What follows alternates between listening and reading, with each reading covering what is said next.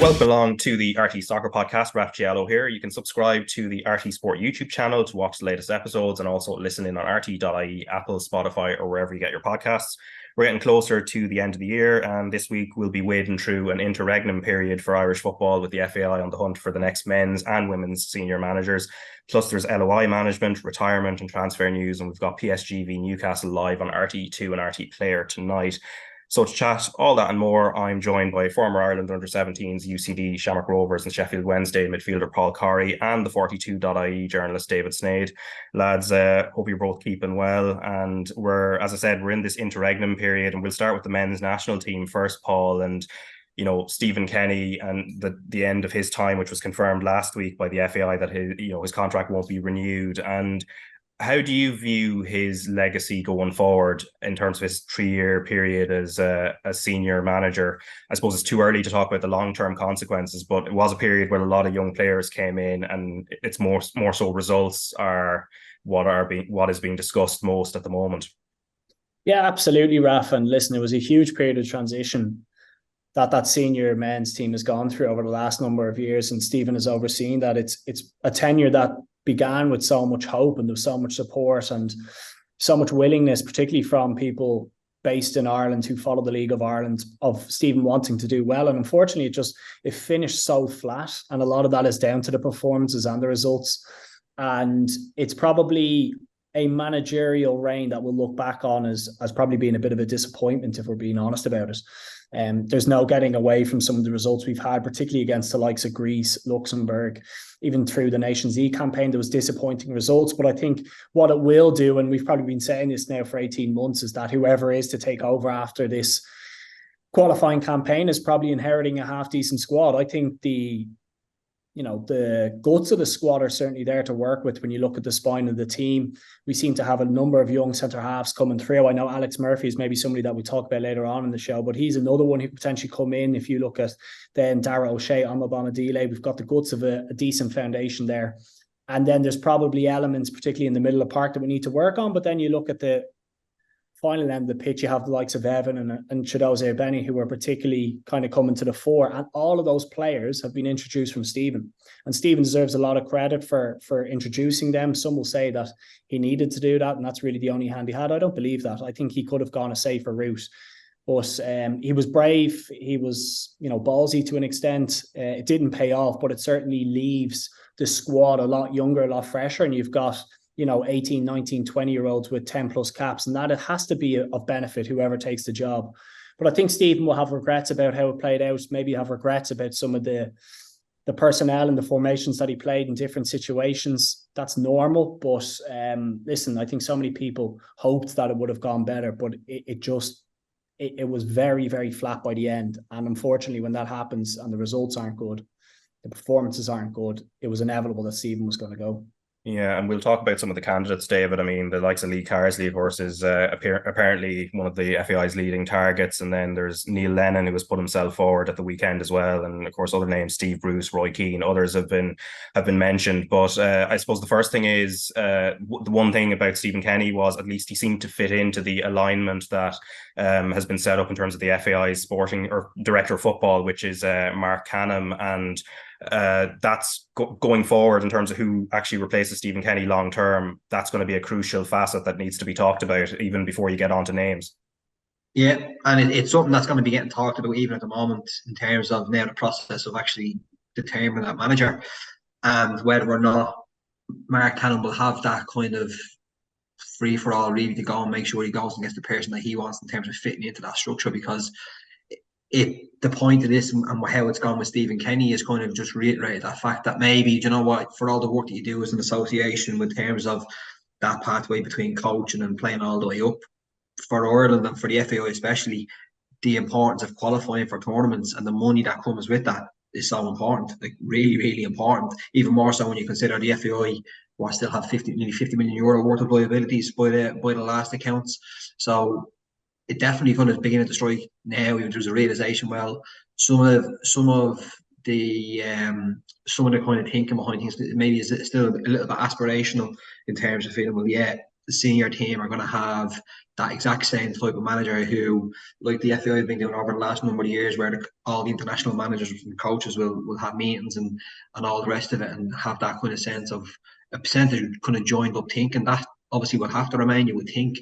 But in terms of now going of picking out who their next manager is going to be, it's going to be very interesting to see. Well, you've got possibly, say, a director of football in there, who Mark Cannon, who's kind of spoken about this. He's spoken about it on the record in relation to the Vera Pauw kind of replacement and what the reason was for that. Not so much in terms of the men's job, because that wasn't obviously available at the time. Stephen Kenny was still in the job. Yeah, it's very clear from Mark Cannon's talking after Vera Pauw her contract wasn't renewed, of where his thinking was. But now it's going to be, well, other people in the association who have a say. Well, what do they view as the most important? Is it getting a manager in who brings with it a profile and an element of, I wouldn't say glamour, because I don't think there's too much glamour, but like just a kind of a different profile that comes with the job, marrying that up with fitting into where the FA want to go with their coaching structures, but then also having that track record of being able to deliver success with resources that wouldn't be considerable, and that's now, it's very, very clear now that is the most important thing here now. It's sussing out from the candidates who put themselves forward, from the people they have in mind themselves, well, who kind of covers those three thresholds as best as possible. Because like what Paul was saying about the start of the Stephen Kenny era coming into us, there was so much hope, and by the end of it, it fell flat. I don't think anybody's thinking, right, that's the end of it. You can't continue on with that type of a manager who wants to play in a certain way or bring in certain players. But it even just became evident, even if you just obviously the nature of, say, the overhaul of the squad, which was needed, absolutely was needed. But again, like Paul made a point, like other managers might not have done it. If they could have gotten away with it, they could have maybe phased in a lot kind of more, what's the word? Maybe just done it maybe a bit more consideration almost, rather than, right, everyone's coming in over the course of 2-3 years, which isn't a huge amount of time. Like now I don't think that's going to happen again, because so many players have come through. But like what we saw even with the last window, the likes of, say, Mikey Johnson, who comes in, he looks as if, provided he stays fit, it's going to be considerable asset going forward. Liam Scales emerged again at a point, and this is just another aspect of it as well, where you're going to have lads in their own club careers who forced their way into the team, and they can't be ignored. Maybe out of nowhere, different.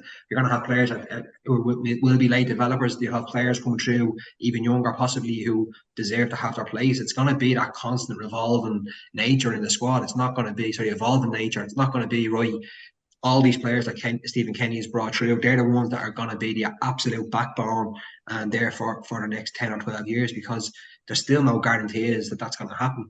That's where FAI, in terms of having a manager in the short term now, let's be honest, it is a short-term gig. You'll have two campaigns pretty much at it to try and qualify. Obviously, the fact that Ireland more than likely going to be in as co-host for Euro 2028, once that's kind of determined by UEFA, would be a help. So that's where the FA are at now in terms of that managerial search, is actually looking and saying, well, who covers those three bases in terms of having that profile, having that background, and kind of in success. I would say crucially at international management level, I think having that whereby they know how it works in terms of that, as I mentioned earlier, the kind of the nature of how the squads can be, and obviously a very, very basic one, but someone who they can afford, because they're not going to be able to do it in years past where they have a couple of million euro coming through from a benefactor to pay for this, Yeah.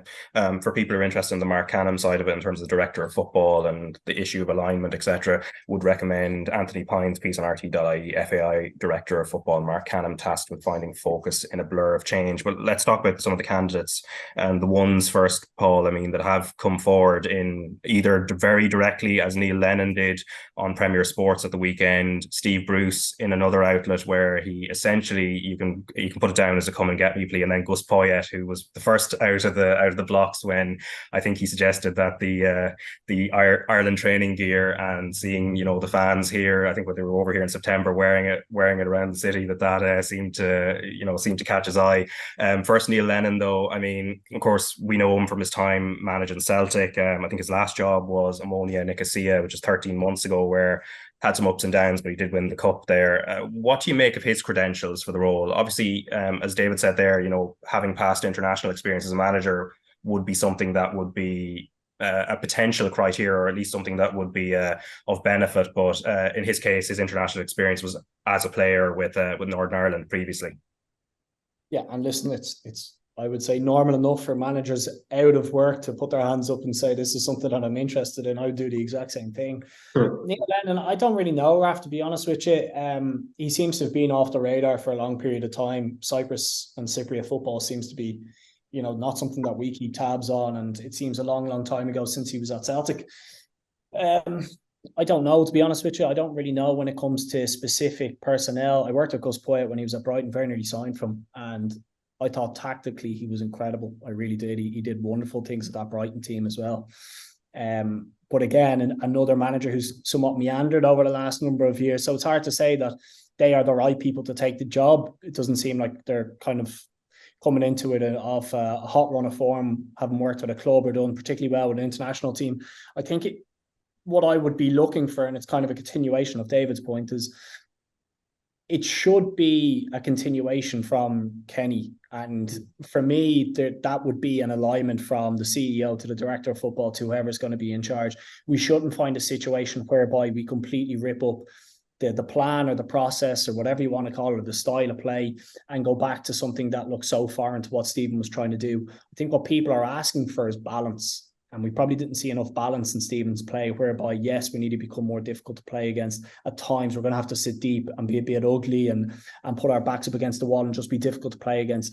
But that continuation of trying to be a bit more of a possession-based team at the right time, the right place of the park, should absolutely be at the forefront of whoever is going to put their hands up and take this job forward. And I'm sure that's what the FAI will be looking for. Now, the person that they identify is rightly going to be constrained by the finances that we have at the moment. So maybe it is looking at somebody out of work, the likes of a Lennon or a Poyet or somebody in that mold. I don't really know. I think for me, what I would be looking for is maybe somebody who's got a steady set of hands, who's been around the game for a long period of time. I think that's important when you've got so many young players coming into a squad. I think we need somebody who, with that experience, who can put a bit more structure on our play and help us out, because sometimes when I looked at the Irish team, particularly in the qualifying campaign gone by, it was hard to actually determine what it is we were trying to do. Are we pressing? Are we sitting back?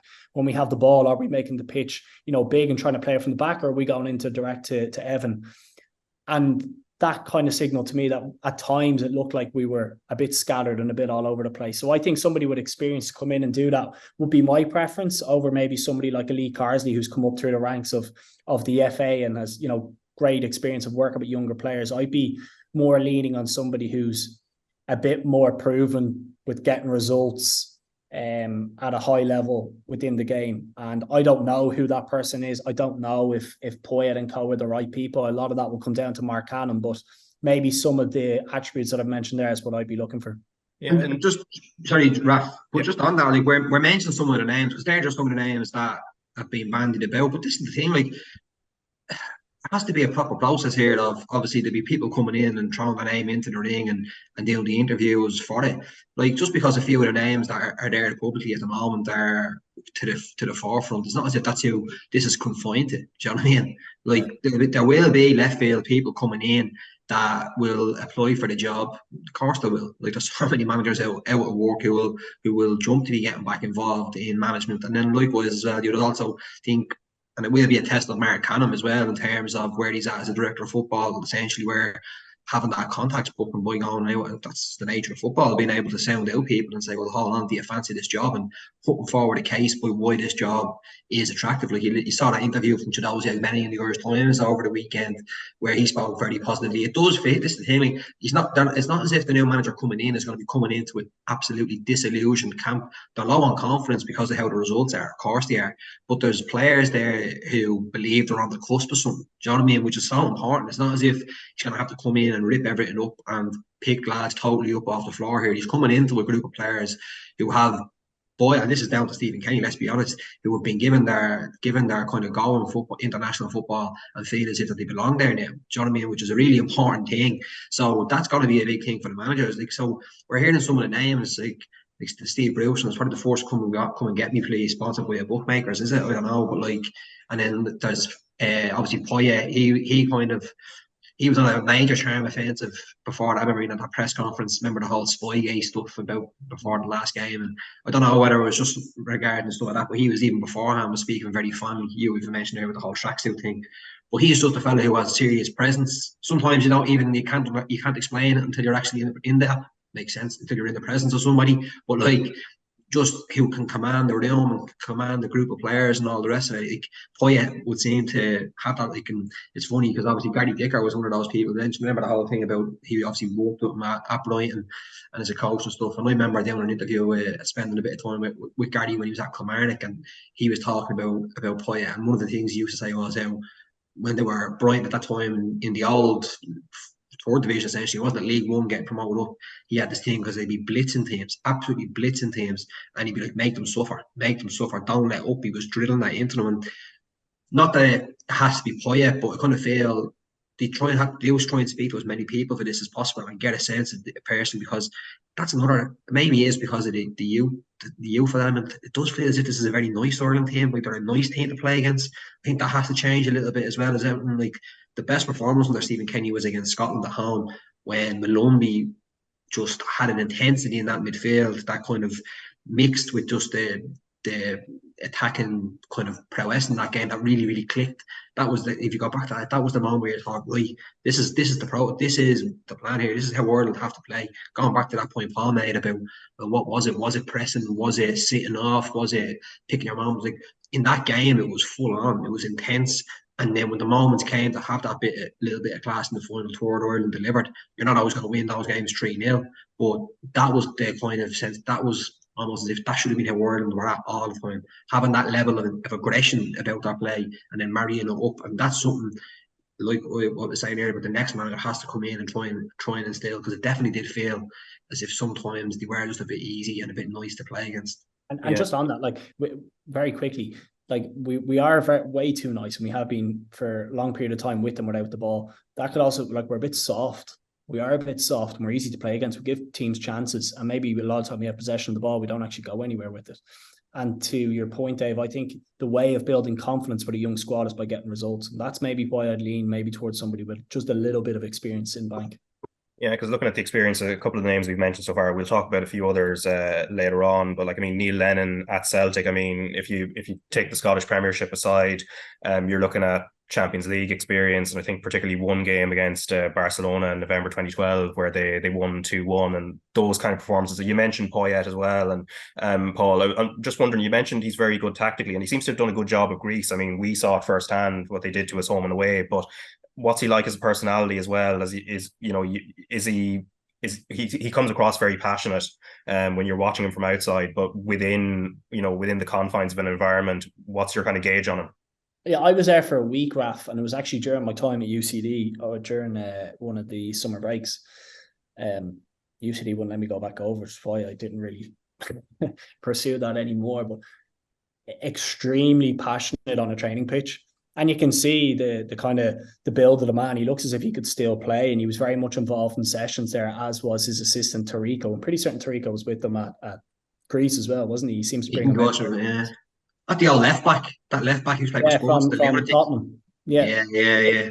Both Uruguayan, and very hands-on with regards to kind of how they would set up with them without the ball, and putting people physically into shapes and doing a bit of shadow play to work on things. And that was something maybe whereby my eyes have been opened up to different ways of seeing the game and different ways of playing the game. And I remember being brought up into his office, and he was showing me clips of Lewis Dunk taking the ball out of the fence, and how this is going back now 10, 12 years, about how comfortable he was and how he saw his teammate being built around these players, and the movements then once Dunk took the ball out of the fence in order to create bits of space for players in the midfield. And that's what he was trying to show me.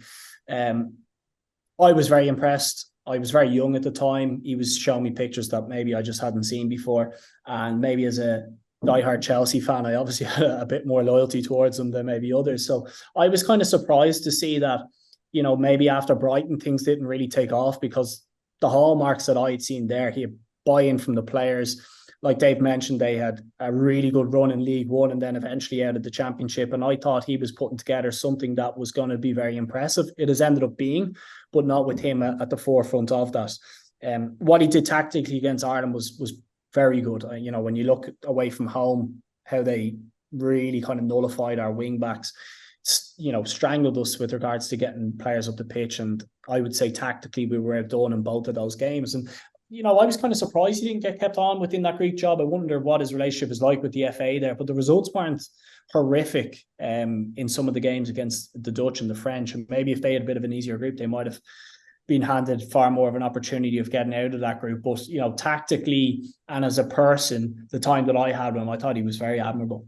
Yeah, no, I spoke to a Greek journalist like before the game in Athens. So I think there was an impression like he, you know, they obviously won Euro 2004 under Otto Rehhagel, and you know that's probably going to be well, that's a good peak to have for any country of that standard. But there was a sense that he is the best manager they've had, or the one that's fitted in most since Rehhagel ended. But again, I guess all things come to an end. Lee Carsley, though, David, I mean, he's the one where there's been a lot of focus, obviously, as a former Ireland player as well, but also the success he's had with England under 21s, won the Euros this year. He's on a rolling contract with the FA year on year, but there's this whole thing about, is he in line if Gareth Southgate was to leave? And he would, and basically Southgate also made the same route from 21s to England senior manager, and what choices he has there. I don't know, what do you make of it in terms of where the FAI might go on that? If it was possible to get kind of like a 2-for-1 package of him and Anthony Gordon, that'd be fantastic. Because he qualifies, that would be absolutely ideal. That'd be worth it alone for that. Like, it's one of them where we're going back on stuff like, obviously there's people in the association who definitely rate Carlsey and obviously would take him in a heartbeat. That's both, like, Ireland and the FAI aren't in a simple position of just going and saying we want you and then you're going to get it. It's going to be a case of, like, and you've laid it out there, like, you would imagine Carlsey now is going to be having conversations, the timings of what's happening with Southgate. Will he be carrying on after the Euros next summer? Like, England, you would think, to see at him, they look primed to go and win a tournament with the age profile and the experience of their squad. And you would think one way or another that's going to be Southgate's kind of swan song. And then they're going to be looking, and you would think the way English football at that level is gone, they're gone past the day of, right, maybe not having success and then deciding we're going to bring in Fabio Capello or Sven-Goran Eriksson. They're definitely working within the system that they have.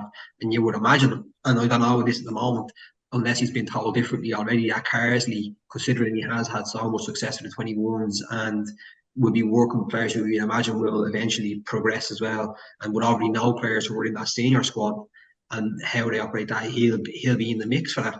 And let's be honest, like, unless he's been told differently already now, he'd be an absolute madman to take a job when that job could be up for grabs in a year's time. Like, his stock is high. It's like sometimes when, especially, we know this, well, especially over the last 10 years of covering the Ireland team, when a player is not playing, not in the squad, their value and their importance to a team only increases. Like, so, like, Carlsey is not in a rush here where he has to panic and say, right, I need to take this. This is the one opportunity I have to come and become the Ireland manager. If that's what he wants, you would think. Like, you speak to people who would know him well and who are former teammates, and they would all say that it's a job that he would take down, but whether or not he'll take it now. And again, like, you see, I've seen a couple of times the 21s, the England 21s, when they've played, and the talent that obviously he's had at his disposal and at that level, and he's done really well with them. Like, the success he's had, like, you know, he's won tournaments. So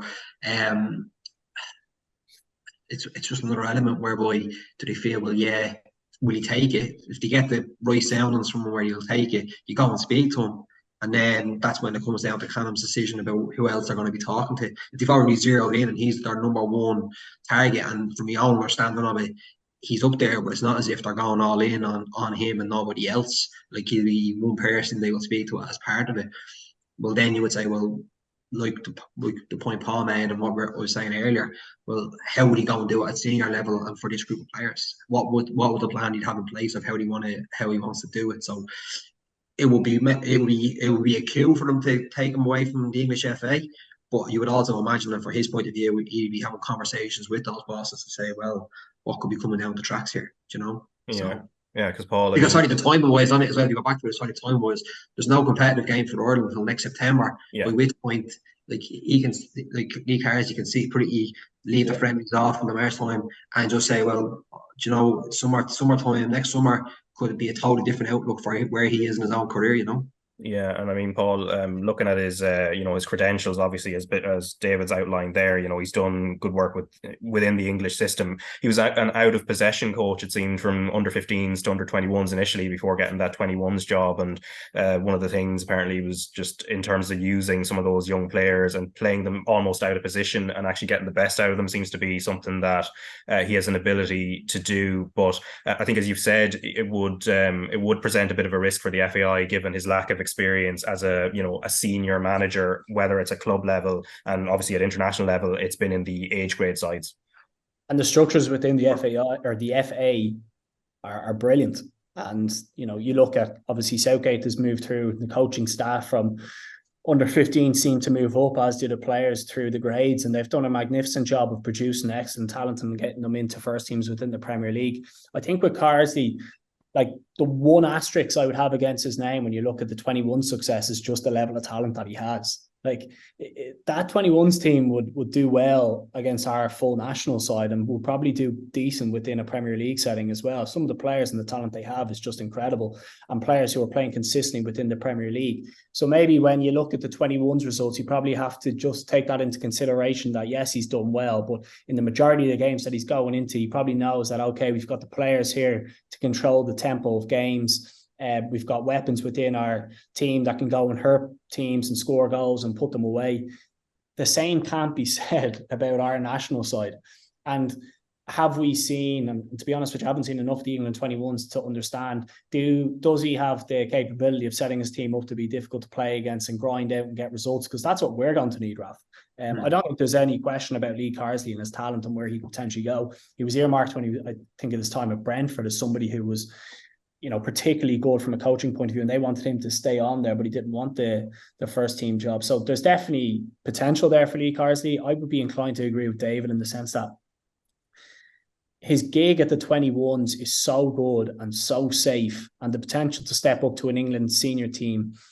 Like, you have to remember the finances that are involved there and what that could potentially do for him, his life, the opportunity to go on and win competitions with the English full or senior squad. I think that's probably a situation that he will want to monitor over the next 12, 18 months and interview for that job when it comes up. He might look at the Ireland one and say, maybe not right now, but if I don't get the England job in, the next 18 months, well, then maybe when that qualifying campaign is over and the FAI are then looking again, I'll throw my name into the hat.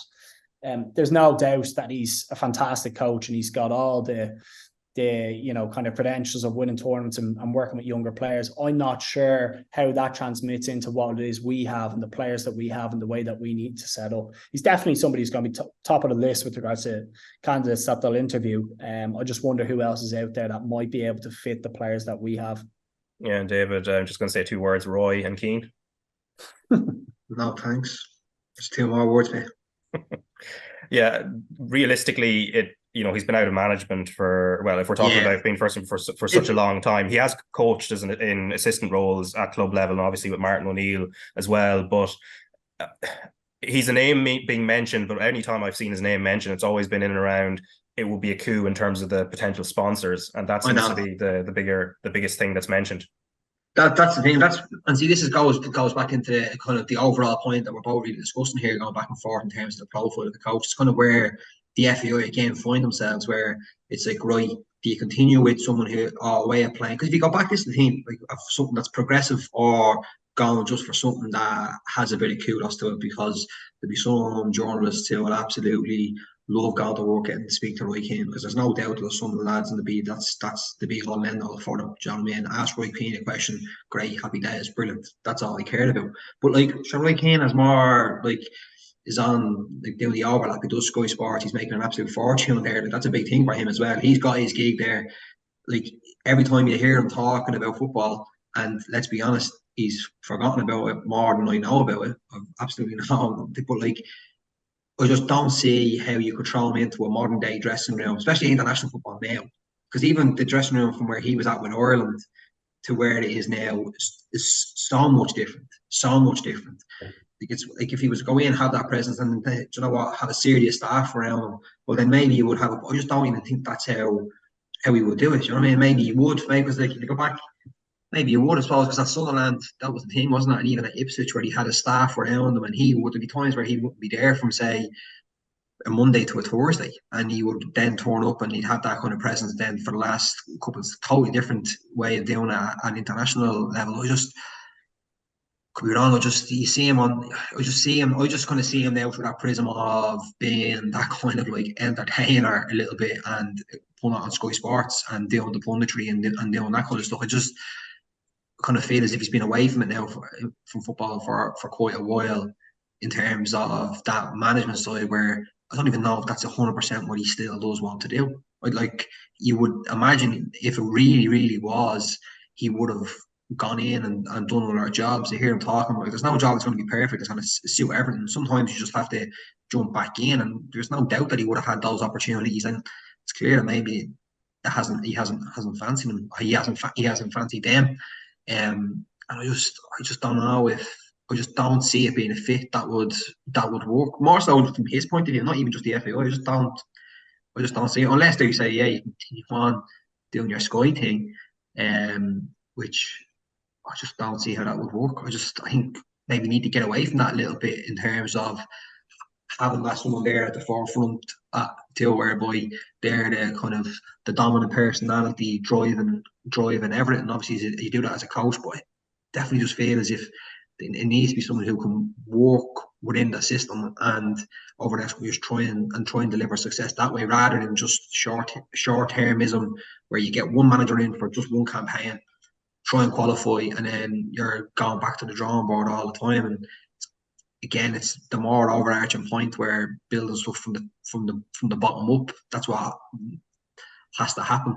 And even as I'm saying that, the ways are turning in my own head, I'm like, well, even in the short term, you still need to do some top help to make sure you have success. I just don't think even Roy Keane, you could say, will guarantee a success even in one campaign. I think it's just too much of a risk in all factors of it. Yeah, and there's a kind of uncertainty side to it. Like obviously you mentioned the Sky stuff, the stuff he does with Gary Neville, Ian Wright, etc. I always think he comes across quite well and that quite likable. But Paul, I mean, the one thing when watching him doing punditry, I've never got a sense, I think in all the years, what is it, philosophy is a bit of a dirty word in football, but what is his view on the game in terms of the tactical side, or how he would set up a team beyond, things like commitment and character and all that kind of stuff? And I don't know, in your time sort of watching doing punditry, have you got a sense of like his view on the game in terms of how he would set up a team beyond the personality stuff? He's certainly not the individual on Sky anyway who gets the tactic boards out and looks. Yeah, no, and one thing I might just add in there, I don't think he gets asked those questions either, because maybe people are looking for sound bites as opposed to the stuff that maybe he does think about, but maybe he just doesn't get asked. Yeah, that's true. And listen, I'd say he'd be very pragmatic in his approach, and he'd probably be very understanding of the players that we have and the capabilities that we have within a squad, and trying to look to play to players' strengths. And that's what you should do. I think when it comes down to it, Raf, whatever his style of play is, even if it's not Roy Keane or it's not Lee Carsley, the manager doesn't need to be the one that's kind of taking the coaching sessions. That is the value of having a number two and the backroom staff to kind of help to coach and implement that style of play that you have within your side. Of course, you don't have much time with an international team, but you do want to get kind of the nuts and bolts of how you want to set up. I would say that, from a managerial point of view, we would imagine that his team will be very reflective of his personality, which is a lot of character, a lot of determination, and a lot of heart to kind of go out and get results within games. Is that a continuation, or would it be a continuation of Stephen? Probably not. It would probably be a bit more, back to being that maybe uglier team to play against and harder team to play against. I'm not sure. And it's very hard to say because we haven't seen him manage in so long. Is he going to be that kind of possession-based manager at the right moment to kind of get the ball down and try play when it gets into the final third? We're probably guessing. We're we're looking at certain individuals and kind of trying to predict how they might play. I'll be honest, I'm not sure Roy Keane is probably the individual to take this job on. I think it'll probably be somebody who you're able to kind of get a bit of a better gauge on, given kind of their recent jobs or recent successes, or a bit more evidence of how they're going to play. And I'd be very surprised, I really would, Raf, if Roy Keane was to get that. Yeah, and I suppose the last name I'll mention, obviously there have been other kind of names that have been thrown around in the media, the likes of Chris Hughton, Hervé Renard, etc. But in terms of John Eustace, who parted ways with Birmingham City, which then they brought on Wayne Rooney, and then absolutely no chance, Raf. In what sense? Doesn't deserve the job. I just don't think so. After how what happened the last time, how he left.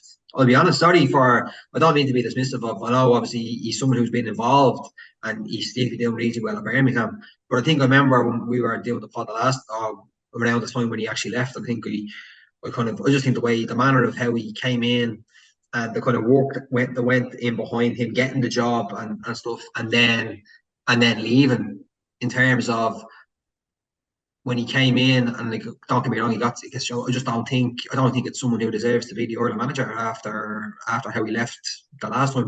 That's just me and my own thing, and whether it's just the nature of coming in for a couple of camps and jumping at pretty much the first opportunity at a time when. So I just don't know. That can be me. I know someone who's involved in football in terms of, right, you get a job and that's it, you get the offer of it, and still go to turn down. And yeah, Birmingham was his local club with growing up and all the rest of it, but I don't know, I just think he's dirty to speak to. That's only my own opinion. You can be sure people may think differently in the FAI, but I just don't think he deserves to get the chance to be the Ireland manager, to be honest. Yeah, although the tables did turn quite quickly at Birmingham once Wayne Rooney, the new ownership came in, and then Wayne Rooney appeared on the horizon. Am I wrong there? Sorry, but am I wrong there? Tell me if I'm wrong or if I'm talking. Paul, I'll put that to you. No, I think you've got a very valid point. I mean, he jumped at the first opportunity when it came his way, and you could probably say the same for the likes of an Anthony Barry, who came in and left as well. Maybe they have dirtied their bit, but I'm also not sure John Eustace has enough of a CV behind him to put himself in the list of managers that we'll be looking at. I just wouldn't see that as being the right fit. Yeah, it's going to be very interesting to see who does pop out of this list, because I'm sure there's a list that they're drawing of names who maybe people haven't even thought about today that will come through. You would like to think that this process has been going already, and we're 8 to 10 weeks down the road. I know there's not a competitive game for a while, but you would like to get somebody in position, I think, to start looking at games and people and personnel, start trying to put their fingerprints on how they want to play.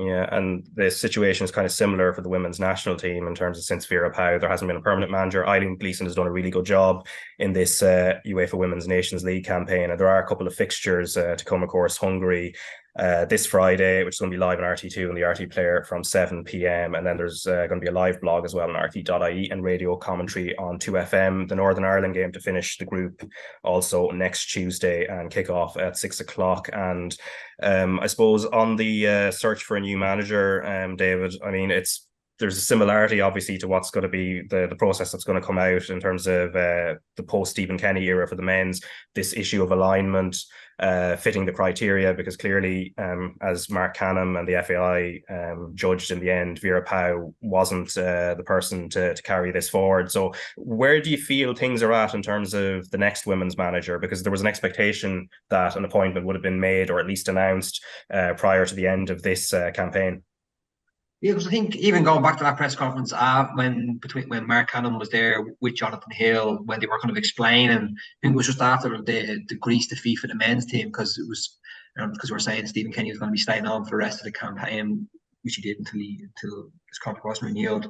And then Mark Canham was talking with the women's team. At the point was he wanted to try and have someone in place during this campaign, and I suppose the fact that it's pretty much gone as planned, and nothing, like, there's been no kind of like shocks that maybe that appointment wasn't needed to be rushed, because Eileen Gleeson has just been so kind of just a steady pair of hands in there. She's obviously, even listening to just what Megan Connolly was saying earlier this week, even just saying, like, they haven't been challenged defensively. They've been able to have what's probably the ideal campaign where you come in and kind of impart that new style. So that's probably one of the aspects that will maybe still be up in the air the FAI's point of view of maybe giving her the job as well.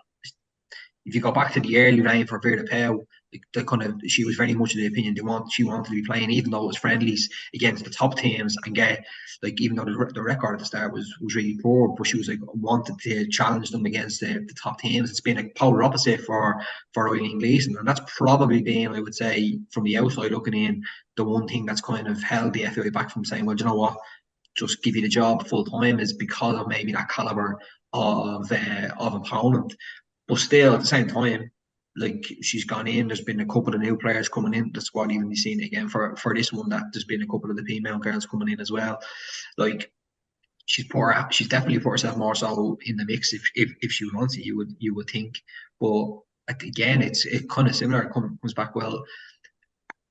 It's that point we were talking about with the team after the World Cup in Australia as well. Well, remember Louise Green talking about, they're ready to go now and play really good football and excite the world and take on teams. That's how the players were feeling. So if that's how the players are feeling, and the players were spoken to, a lot of players were in that review of the World Cup, and one of the reasons why Vera Pauw went is because that's how they were feeling. Well, that's clearly the sense of where they're going to be going, with a manager who they feel is going to be progressive while still maintaining some of those characteristics that have made them so hard to beat and were really influential through Vera Pauw's few years there. That's got to be important, but then also kicking on a level, and as Callum had said in that presser, working in those structures, because it did seem as if maybe Vera Pauw at that time was kind of didn't maybe do that, but then the success was there as well. Forwardly, she delivered that success, but it's gonna be one where you think, I'm looking at thinking, well, do you rock the boat too much and not give the job to Eileen Gleeson, or have they? You would say they have definitely have been obviously speaking to people. Have they found somebody who feels, you know what, this is the right fit going with the job? Because it's definitely those two elements. I would say is making sure that you keep that kind of the strength of the character that's there in that defensively, while also kicking on with what the players are looking for in terms of being a bit more progressive as well. Yeah, because I suppose there's a challenge as well, Paul. I mean, this has been a kind of calm after the storm in terms of this Eileen Gleeson period, just given the caliber of opposition in the Nations League. But then straight away, as has already been confirmed by their, the 4 wins in a row, they're already promoted to the League A, basically the top tier for the Euro qualifiers. Doesn't give a huge amount of time for the next manager, whether it's Gleeson or if it is somebody else, one of the people on their shortlist. I thought getting somebody in place for the Nations League, and maybe not from the very beginning, but at least halfway through, would have been ideal for the next person to come in, Raf, purely on the basis of the opposition that you're playing against. You can try things out. You can look at different formations and people in different positions, and even just put your own stamp on things. And I thought that was probably a bit of a missed opportunity, that they've had a long period of time now. Let's be honest about it. It's been a couple of months from the end of the World Cup. And yes, Eileen has done a good job of steadying the ship. I think we've probably seen elements of being a bit more expansive within that team as well. But I thought that, we should have had somebody in by now, to be honest with you. I don't think you want to find yourself in a situation whereby you're heading into qualifiers and it's maybe the second or third time that a manager's got an opportunity to work with the squad. We are in a position now whereby we have had such a successful World Cup campaign that we have to go and build upon that. I don't think you want a situation where a manager comes in and maybe they lose their first 2 games and we say, oh, it's the betting in period. That doesn't work for anybody. I also think that, the characteristics and criteria of somebody that we're looking for the men's team is probably very different to the women's team. I think we've got the basis of a really experienced squad, players who've been there and done that. It probably just needs somebody to drop the handbrake a bit and let them play a bit more. I think the experience within that squad will have a know-how of getting results. I think a bit of belief into being a bit more expansive is what's potentially needed there, while not losing the elements of our game that has seen us through to World Cups. But I'd just be a little worried with how the FAI have approached this situation. And I hope we don't see a mirror of that on the men's side as well. I know that there's no major rush to jump to conclusions with decisions, but I thought we'd have been further down the line with the women's one. And I hope that, there's clarity and there's an understanding of what it is they're looking for and getting through a process a little quicker when it comes to filling these jobs, because both are massive, massive jobs, maybe for different reasons and at different stages. But, we need to get people in position now so that they can at least have an opportunity to have a think about what it is they're going to do, speak with the players and get the ball rolling. Yeah, I think the And expectation. on that, Raf, you referenced earlier Anthony's article on the site about all the stuff that's actually happening in the association as well. Like, we've seen it even just like this week, the fact that Jonathan Hill and Packy Bannon are part of like some of the hierarchy in the FAI have been asked to attend to join the Rockets committee just regarding everything that's happening as well. Like, there's a lot going on. It's a huge to-do list. Do you know what I mean? Yeah. I do not think anybody in the FAI is going to be putting the out of office on for Christmas very, very soon. They're going to be woken up. It's going to be a heavy one, Yeah, I think the appointment anyway for the women's manager, the expectation is before Christmas, but exactly when that is going to be in December, I'm not 100% sure. But in terms of Shelbourne, domestically at least, the Noel King had departed after the Women's FAI Cup final defeat. That had been flagged for a long time anyway. He had said that he would be moving on to something else. Eoin Wearan, who was manager of the club's under-17s and won a double with them, he's now taken charge of the first team. And then in the men's game, some change here, David. So Cork City have appointed Tim Clancy, and then at the same time Liam Buckley has left the club. So quite a bit of shifting sands there. Yeah, like it's just regarding Tim Clancy and Cork, it just seems like absolutely ideal appointment in terms of, like, we just been discussing the Ireland job, but a fella who got Drogheda promoted, he's going to be going into a team there where they're going to be favourites to go back up. You can imagine we'll have more of a budget than Drogheda, and should be able to go in there very, very quickly and get a group of players ready to go and get promoted, because like the last thing they can do is feel sorry for themselves after getting relegated, and he's not going to be a manager that's going to be allowed for that. He has that kind of track record in getting a team up, and you would expect him to be able to do that. And then maybe you would think, even it's probably a bit bizarre to be looking ahead, but again, the ideal manager to just stabilise into the Premier Division for a little bit. Like, you would think that and kick on, he would be the ideal fella for that. That's, you would imagine, gonna be where Cork are at, where like promotion is what he'll have to deliver, and like you would expect that he should be well capable of doing that. Like, he, other than that disappointment of it at the start of the season at Pats, on the back of what had been a good second half of the season in 2022 for Pats, he would have still been in the job. Just sometimes he wasn't able to maybe just sustain a bit of the momentum that he'd been able to build up, and lost players and stuff. And then with Eoin Wearan, it's kind of mixed feelings, thinking, Jesus, I remember reporting on him like 7 or 8 years ago, and he's coming back to the league, and now he's like already a manager, and he's still only 5 years younger than me as well. So I'm like, oh my God, that just makes me feel ridiculous. But it's just going to be interesting to see. He's like, it's polar opposite, isn't it, from Noel King, someone who's so experienced and been around the men's game and the women's game for decades in Irish football, and so entrenched in the FAI and Irish football. And then you've got, similar to Kieran Kilduff, who obviously played in the league in the Premier Division, the men's team, and the fourth division as well, I think, didn't he? Done well with Athlone, and now obviously with Eoin coming in, like, went over to West Ham as a young fella. I think you were saying, Paul, I actually had forgotten he was on that same team as Robbie Brady and Jeff Hendrick. Yep.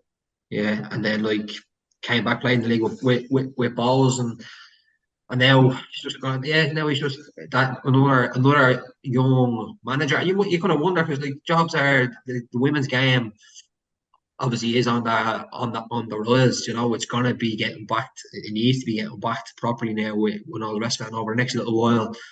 You would only expect it's going to be going strength to strength in terms of even the professionalism of it. So it's going to be interesting to see the different kind of characters who realise, well, actually, like, there's going to be a serious job going with different clubs, and a chance to really kind of forge a really good career for yourself. So it's going to be interesting. It's going to be interesting to see how he does on that case. And like what we've been talking about earlier with other managers, like, just even how he's going to go about and play with that team. There's probably a few Shells players there who, when they get the cup final, it's probably sick and tired of talking about how it could be their last season, and the old dogs of war. That's what some of the Shells players seem to be referred to constantly for the last number of years. But it's going to be interesting to see how Eoin Wearan goes about it with them next season. Yeah, and Paul, in terms of Pats as well, and I suppose related to Cork City as well, like Rory Keaton making the move over to Pats, and who seem really stable now, and like some of the signings they're making seems very exciting for next season. Yeah, it does, and they're going to lose Mark Doyle out of the squad, which is not a massive hole, but it is a hole when it comes to kind of contributions in the final third. Like, he scored some really important goals in the run into the league, and also then within the semi-final and the final of the cup. So that's somebody who I'm sure Jonathan's Daly be looking at and thinking, okay, we need to replace his goals. I think Brandon Cavan is probably an underrated signing. I think he did really well for Derry whenever I saw him play. Like, he's a very creative player, score goals, but also assisted a lot in that final third. And I think when you might have seen something on Twitter around kind of his contributions to minutes played, he's right up there with the very best in the league. And I think he's somebody who has a lot to offer to that side. I used to love watching him at Shamrock Rovers, just a beautiful left foot. And I think he's probably somebody who will fit into the squad when you look at the age profile, but also then into the playing style. And he's somebody who could make a big impact. But of course, there's no getting away from Rory Keating, I'm sure. Pretty much every team in the league would have been looking to get him in. Conor Carlsey did a good job last year. Tommy Lonergan looks like somebody who can certainly grow into that shirt. But I think when you're looking at somebody who's ready-made to step into one of, let's say, the top four clubs and score goals, Rory Keating is absolutely that. He's obviously had a very difficult incident in his personal life, losing his father. He missed games as a result of that.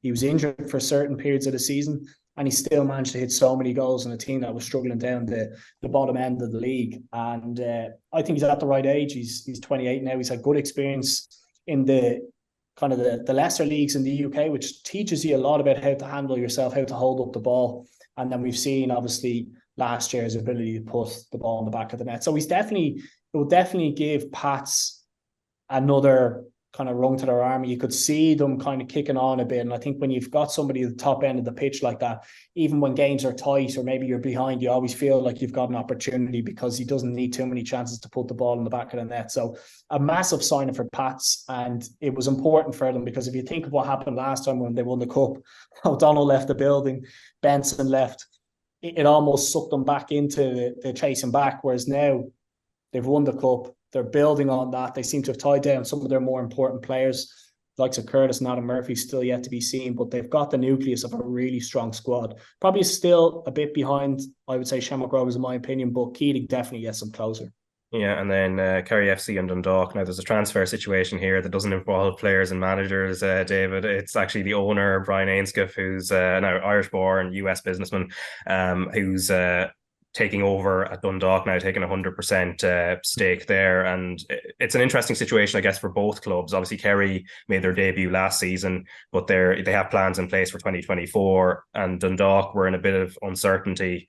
But I guess for Stephen O'Donnell, it's a positive for him. Yeah, it finally brings a little bit of clarity, I suppose, in terms of where they're at. You would imagine now, since that takeover, because I remember it was John Fallon was reported last week in the Irish Examiner that was going through, and definitely kind of it felt like a kind of one out of left field, really. Well, now obviously some of the other US investors and some of the other investors who are involved in Kerry are remaining, which is a big thing for them, because the last thing you would have wanted is for the club after that, for one person to have left and then for everything to fall apart, because it'd be great for football in the league to keep on developing down there. And then but from the Dundalk point of view, like, even on the basis of we were just chatting there about Rory Keating, like the whole Pat Hooper situation where still has a year left, was understanding on his contract, but had been told he was able to leave. Still, even though this change of ownership, you never know if football would materialise, still could be the case that he could leave. He could leave, but you would think that if they still wanted him, I don't think it is out of the finances. He has got a contract that could be achieved, but it's more so a case now of actually knowing for Stephen O'Donnell, right, this is now going forward where we're at, because this takeover, if you go back to what's even happened at Shelbourne and the takeover that they happened with Akon Ilikoy, and there he was obviously looking at Dundalk as well. There'd been other interest as well, since obviously Peak Six left and Stat Sports and Andy Connolly came in just to kind of steady the ship, but it became apparent very quickly that to get to be challenging at a point like the other clubs who are at the top end of the table, to get Dundalk back to where they had been previously under Stephen Kenny, and even in you forget the early days when he was still there, when Peak Six were there for that 4th season. That they've needed fresh investment. It's now coming. And it's kind of now going to be something where it's kind of late. No, it's mad we're saying it now in terms of 28th of November and not even into December, but most of the clubs would have a fair bit of business already done, and not that Dundalk could be scratching around, but if it allows them look maybe outside the market and to invest, they definitely need it, because you could see when they got into a position last year, they just fell short because they just weren't able to sustain it with the size of their squad. And if they now looks like they're going to be losing Human as well, they're going to need to get a goal scorer. Do you know what I mean? They're going to need someone to come in and fill that void. Unless, sometimes as is the way in football, you have to, actually just park what your best laid plans and all that. Sometimes you have to make do with what you have. And he's not a bad striker to be making do with if you've got a new owner coming in who'll be able to maybe get a few bodies around him to even supply him with more chances for more goals, because he's someone who could easily score another 15 goals next season for them, not a bother. Yeah, and before we finish off on the Champions League, just a word, Paul, on Luke Byrne. Obviously just retired as Shelbourne captain. Seemed to be a huge character there, and very much beloved by his teammates as well, based on the reaction to his statement. And obviously he's also done a lot of coaching work behind the scenes at the club at the underage level too. I would say not only liked and respected by Shells, but I'd say probably around the league in as well, Raf. I was with Luke at Shamrock Rovers for the year that I was there, and just a really impressive character, very professional in everything that he does. He was hampered badly with the knee injury that he sustained all those years ago, and I think with time and the other little niggles that you pick up, it's probably caught up on him. And I know he wasn't training much at Shells and maybe just kind of struggling from game to game to just get out there, and eventually that takes its toll. So it's very difficult to see, because he is somebody that wore his heart on his sleeve and gave absolutely everything to the club, both on and off the pitch. And you could see in the performances when he was there, just his ability to organise and defend was so pivotal to Shells. But I think when you take it away and you look at him as a player and everything that he achieved, you just look at the person, and he's absolutely the right type of character that you would want in your dressing room. No kind of surprise to see that he was the one that was leading that Shelbourne dressing room. Damien Duff speaks very fondly of him, but just a really decent human and somebody who has so much to offer still in the game. And I'd be very surprised if you didn't see him dipping into coaching and eventually into management, because he is absolutely obsessed with football, lives and breathes it, and gives out kind of all of his life to it. So I was sad in one way to see that, he's probably not gone out in his own terms. It's a situation that injuries have just caught up on him. He's probably got no other option but to kind of protect what is the rest of his life and his knees and everything that goes with it. It won't be the end of Luke. I'm absolutely certain of that. I'm sure Shells would love to keep him around the club in general, because he has done so well for them. But I think as a whole, and a lot of people around the league, and I'm sure the journals would echo it as well, just a really, really good human being. Yeah, for sure. And our live Champions League coverage tonight, it's RT2 and RT Player from 7:30 along the live blog on RT.ie, and that is PSG against Newcastle. Newcastle, of course, won at St James's Park, trashed PSG on that occasion. But what I wanted to talk about, Paul, was just Alex Murphy, an Irish player who's, Ireland under-19 international, has been included in a recent Ireland under-21 squad as well. Started his career at Galway United in the first division, and then moved across to Newcastle. We hadn't seen too much of him, but there was always a sense that actually his pre-season was excellent, and now he's made his Premier League debut as well, so a bit of spotlight on him as well, and I suppose great from an Irish perspective. Oh, absolutely. It's brilliant, and I mean, it's great to see young Irish players making it into first teams. To make your debut and push through in a perceived, say, top 6 or top 8 club is extremely difficult to do. So he is obviously somebody who Eddie Howe is taken very, very seriously. And you're right, he was very involved in pre-season games, and he wouldn't have gone on that tour if he wasn't showing signs of promise or signs of somebody who could potentially step into the first team further down the line. It was the ideal situation to come on. The game was very much kind of dead and buried. The injury to Dan Byrne and being out for a long period of time has probably opened up a bit of an avenue whereby he might get drip-fed minutes off the bench, or he might get a couple of minutes in the FA Cup further on or later on in the season. But he is absolutely, the journey that we want to see replicated as much as we possibly can, whereby you get into a League of Ireland underage system, you make your way into the first team. Then if you're good enough, you go across to the UK and you give yourself a really good opportunity of getting into the first team.